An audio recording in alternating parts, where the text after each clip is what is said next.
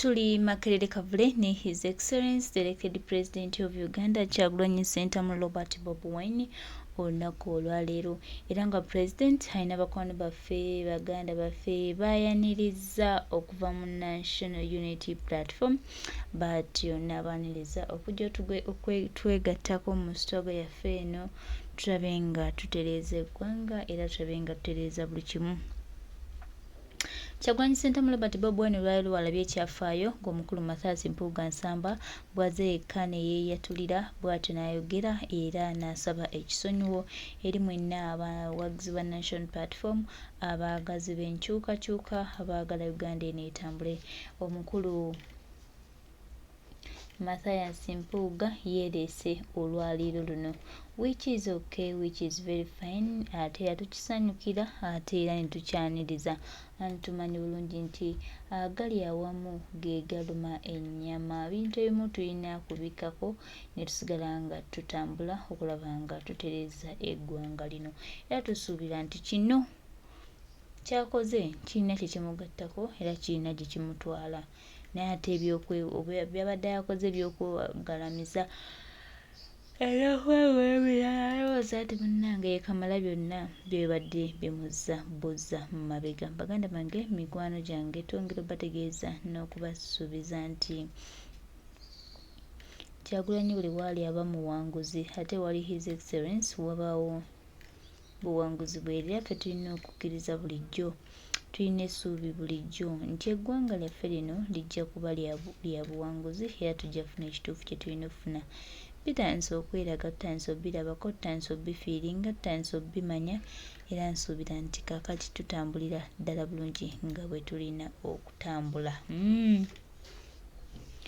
Oyo President Kyagulanyi Ssentamu Robert Bobi Wine akumaakuma abantu akwatagana n'abantu okulaba nga eggwanga lino Uganda ligenda mu maaso ate nga litereera.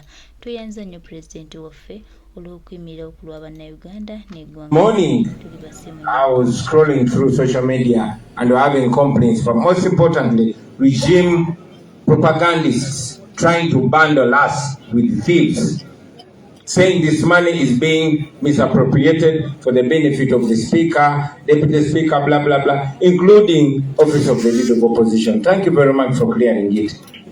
Webali nyo, tujja ku lukongolo olwo nakimakinga clear nti mu bubbi bwa Museveni ng'akozesa Anita Amongo na bonna bakozesa mu Parliament tubiriimu temututeeka mu bintu byammwe Anita Amongo ne Museveni.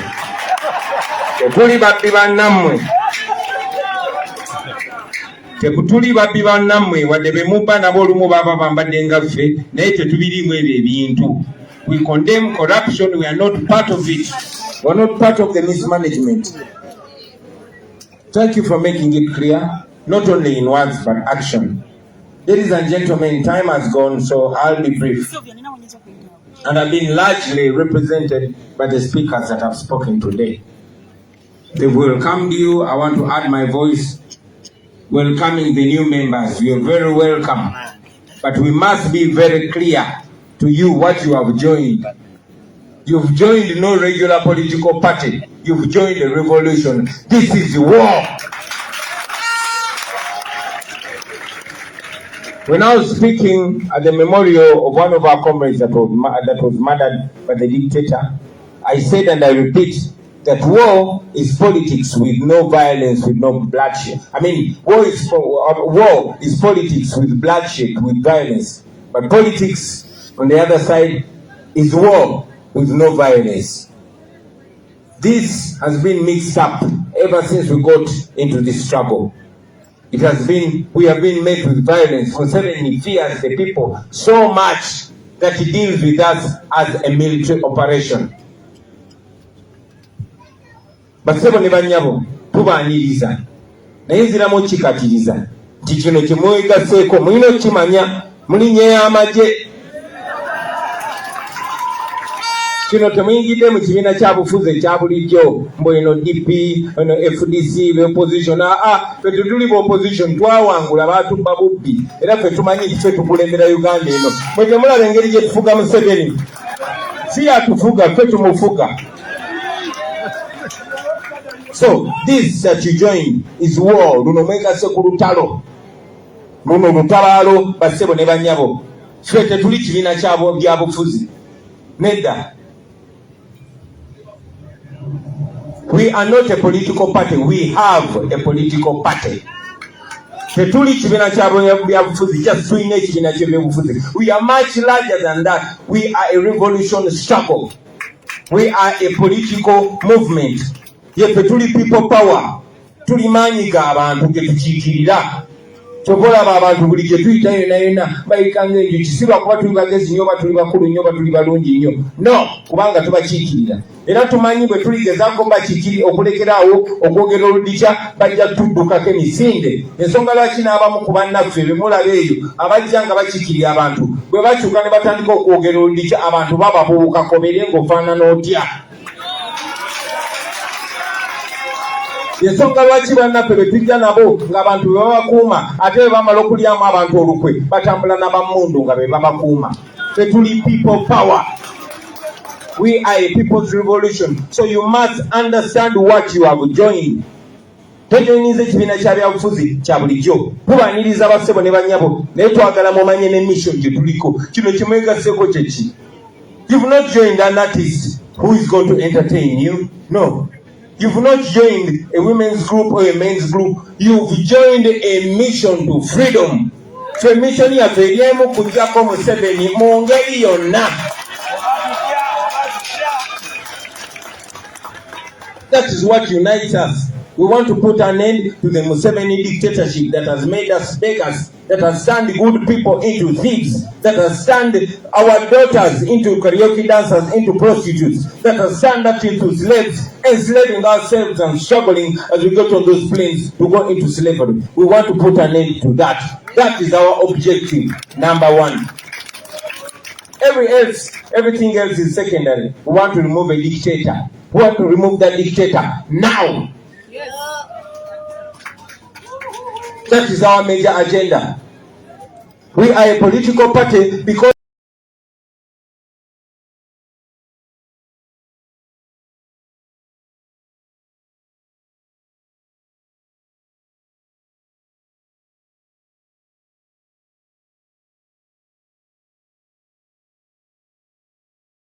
we don't just want to remove the dictator, but we want to remove the dictator and become the servant leaders. We went already to the people of Uganda, they voted for us. Now we want to actualize that. We want to re-empower the people of Uganda so that their vote begins to count. We want to remove thieves, and we want to do that by any means necessary. The first means is to ensure that we evoke the Constitution, which empowers us to use any means. As a matter of fact, the Constitution empowers you to even use military means to restore constitutionalism. Okay? Only that we don't use military means yet. Yes, because we don't believe in violence. We believe in non-violence, and it's tested. We know non-violence is stronger than violence. That's why we use non-violence. We use non-violence because when we use violence, we'll be empowering Museveni and giving him justification to kill us all. Chobola tetunaba kwogera ku byakozesa mmundu. Newankubadde abazikozesa ate tetubayinaako nnyo buzira.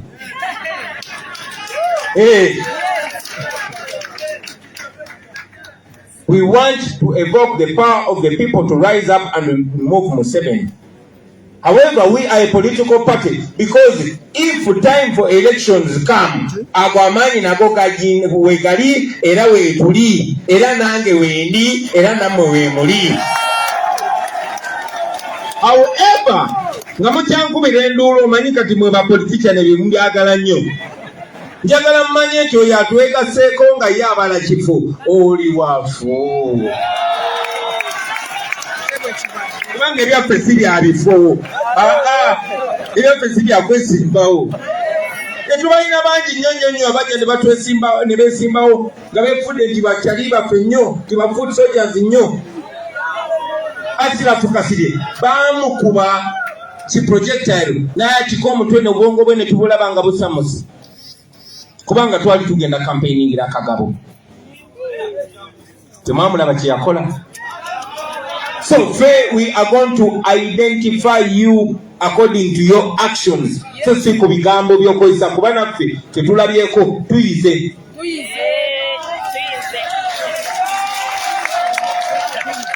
Tubaniriza, we welcome you ladies and gentlemen.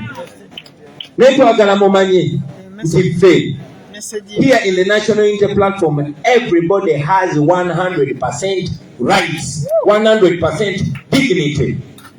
Bw'oba olina emyaka 5 ng'olina 18 ffe mu maaso gaffe mwenkanankana.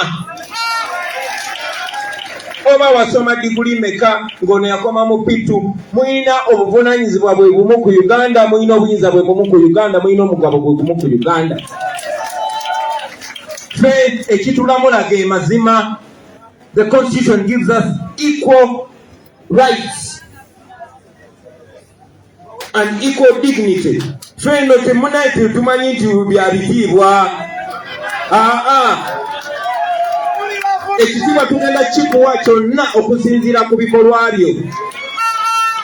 Abo bayasirika omwa boolaba betuwandika ku bisenge betutasuula lunaku kubakungiriza bakyasinza okubeera n'ekitiibwa ekyawaggulu kubanga bapayinga the ultimate sacrifice. Basaddaaka buli kimu nga kwotadde n'obulimu n'obulamu bwabwe gwe tosobola yadde okusaddaaka omululu gwo ng'ogamba tu.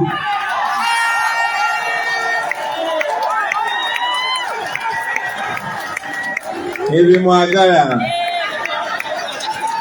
We want to welcome you, ladies and gentlemen, to remind you, those that have joined us, that it's okay to run for office. I saw young men and women here. Those in institutions, we welcome you. You are the hope, you young people especially. We believe in you. Come and lead us. Don't doubt yourself. If you doubt yourself, look at me and remember me only 5 years ago. Mwekiririzemu mwesimbewo yonna gye musobola okwesimbawo bwe munabeera ku alaali tujja bawagira naye ate tubateekeko eriiso ejjogi.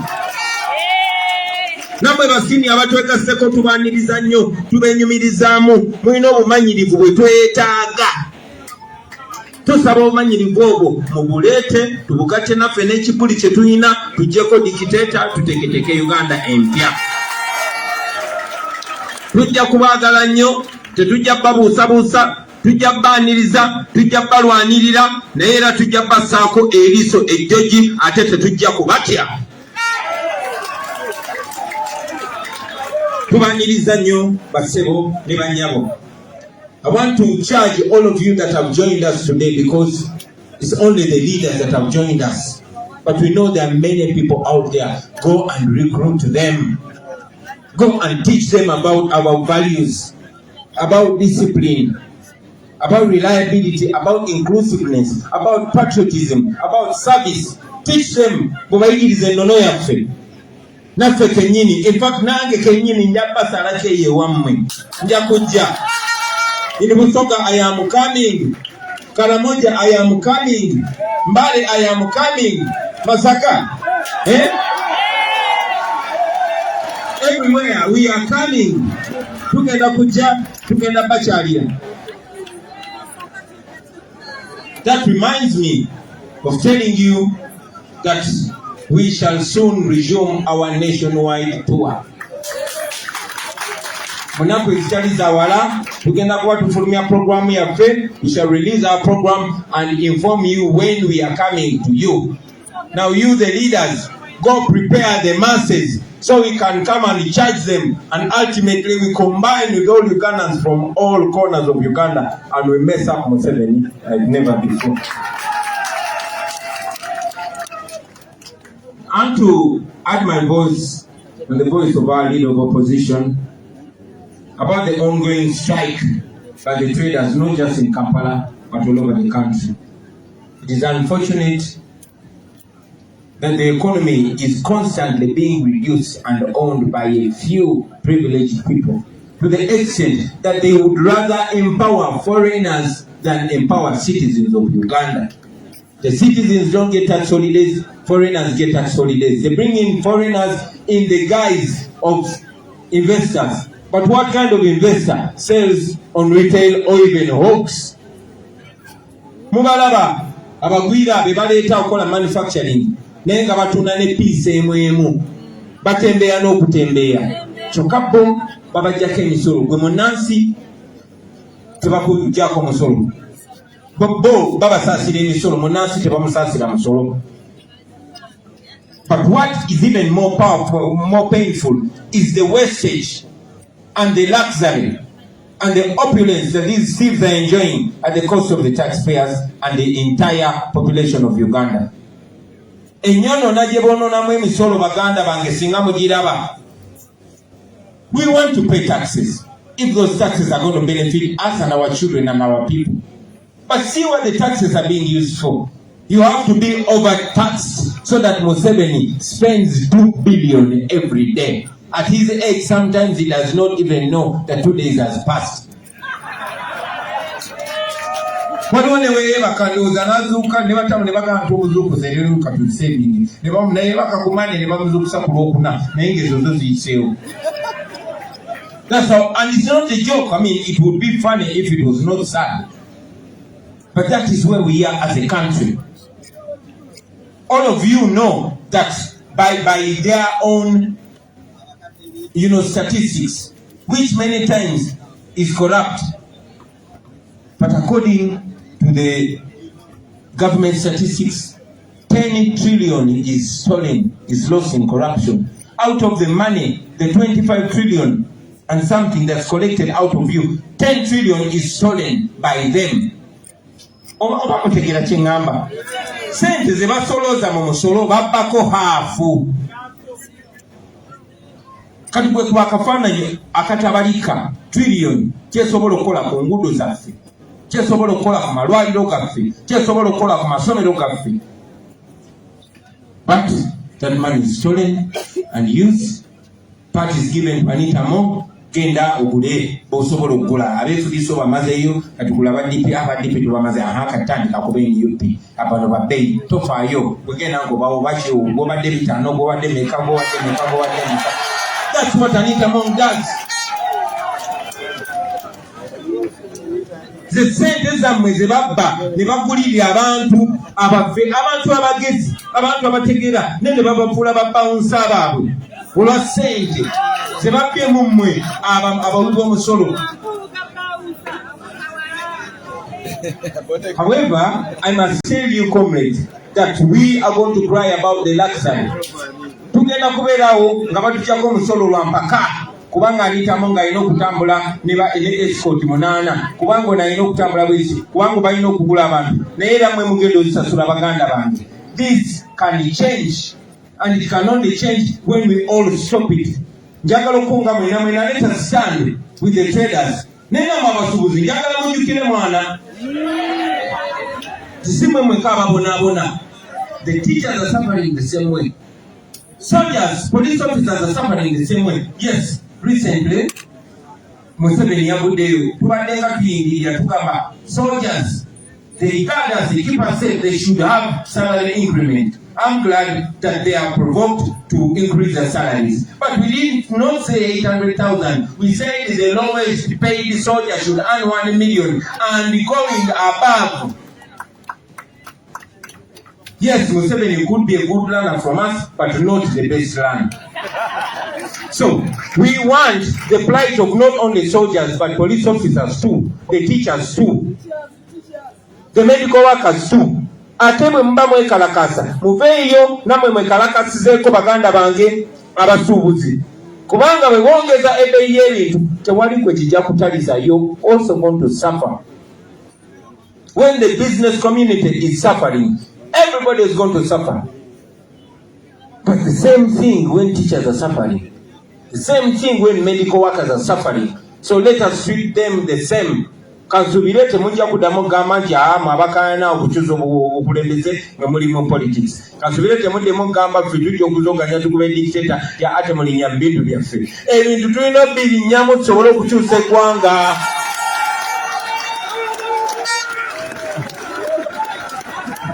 The problem is Museveni and Musevenism. Nobody is safe, not teachers, not traders, not medical workers, not students, not anybody. So remember that. Finally, comrades, all of you have seen on TV the shame, the hypocrisy of this regime. Every day trying to bring a new diversionary story about our brothers and sisters that are languishing in prison. They will bring Norbert Mao, and Norbert Mao will say, oh, now that I am minister, I am going to free them. 1 year later, he's also complaining because he does not see the dictator. Now, I saw Balam, Balam, Museveni bali abantu abatya. Museveni atutya. Ate Museveni tumututte buli wamu. Abasibe naye bamulimbulako kubanga tebalina musango. Tuzze tubagamba wano tetulina kwegayirira muntu nga tetulina musango. Tebalina musango gwe bazza. Oli wajja nakugamba nti olina omusango ndyoke nkute oba otunze eddembe lyo. Mwabawulira nga babedi gwanika babudde bagamba tugende twogere ne dictator ne bagamba tetugenda kuteesa na muntu tuteese kuki. Okay, nti kati tuze kuteesa tuwa abantu baffe ffe tumuwe eki. Yabaffe mwe abamuwoleza yabawaaki era ekibawa kukola ki. Okay, tuyinza okuba tumanye ebimu byabawa naye ebibawa kukola ki, yali abasasula ki. So we are not going to beg for our freedom from Museveni. We are not criminals. We did not do anything wrong. Tetulina musango gwe twazza, abaana tebalina musango gwe bazza, namwe abali wano temulina musango gwe muziza. Muli wano mu mateeka, mulina eddembe lyammwe era mulina okweyagalira mu nsi yammwe. Buli muntu alina okuwagira gw'ayagala okuwagira. It is not a crime. So you cannot put me in prison and make me beg for mercy. We are not going to beg for mercy from you, Museveni. That is impossible. We know he's already approaching the families of many of our friends. Batukirira families abwe, nze bwe ngendayo mukomera okubakyalira abasire. Baŋŋaana okubalaba. Bw'ojja basaamulo. Tebamanyi ate bali be banteekamulo. Kati gwe bw'otunira kusaanya nange ani ateeka munne ekibuli? Bw'otunira machete nange ani ateeka munne ekibuli?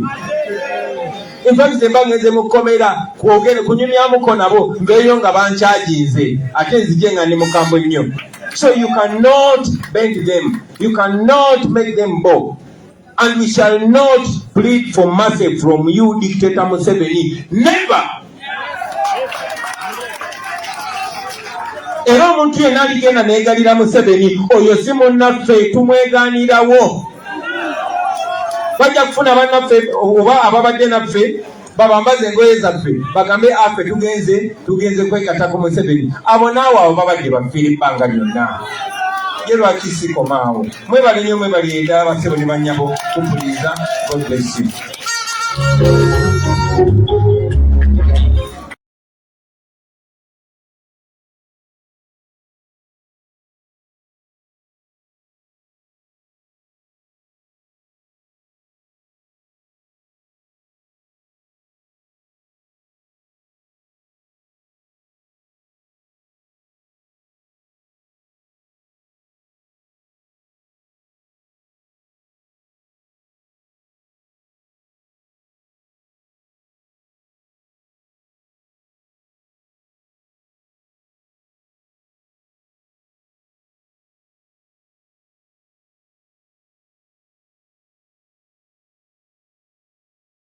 Tweyanziza nnyo Pulezidenti waffe omulungi Kyagulanyi Ssentamu Robert Bobi Wine n'obubaka obulungi bw'otuwadde obulimu statement ennungi obulimu okubuulirira ate era n'okutubudaabuda ne tudda obujja. Tuli basiimu nnyo Mukama waffe.